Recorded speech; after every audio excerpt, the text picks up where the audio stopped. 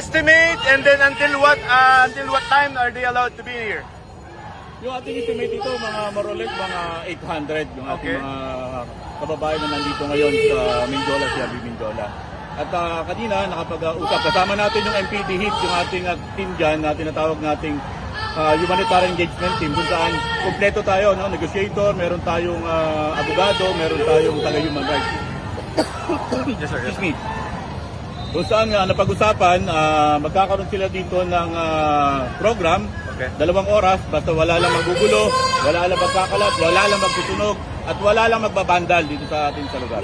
So 2 hours, sir. Pagka sumobra, okay lang, extend. Sa ating because the beach when we get there, ang pinakamahalaga dito, nakita nila na mataas ang pagrespeto natin sa kanilang karapatan na mamahayag. Apo. Sir, police niya, ilan yung dineploy niya? Sapat yung ating bilang dito, kung mapapansin natin, hindi natin pwedeng ibigay kung gaano karami ang Okay. sapat po ang aming bilang dito.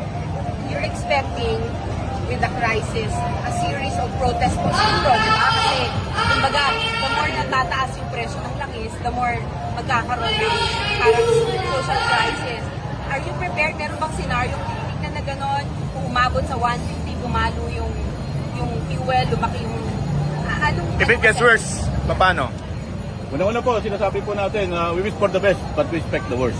Okay. Palagi po nakahanda yung inyong kapulisan. Hindi lamang po yung Manila Police District, kundi yung kabuuan po ng Philippine National Police. Para po mapanatili lang natin yung kaayusan, yung katahimikan at kapatagan po ng lungsod ng Maynila. Pero anong policy nyo pag mga ganyan na halimbawa lumala talaga tayo, sir, and then hindi na lang yung mga regular na mga magrarally, maybe ordinary citizens will join also. Ano magiging policy natin doon? Maximum tolerance po, pinakamataas na antas ng pagtitimpi. Pero ang maximum tolerance po ay mayroon pong hangganan. Okay. Tell me more about this limit, though.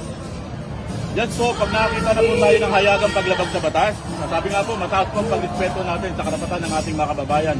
Ngunit patuloy po natin pinapaalala na ang karapatan po at kalayaan ay laging may kaakibat na responsibilidad. Natatapos po ang kalayaan kapag ang karapatan po ng iba ay kanila na pong natatapakan.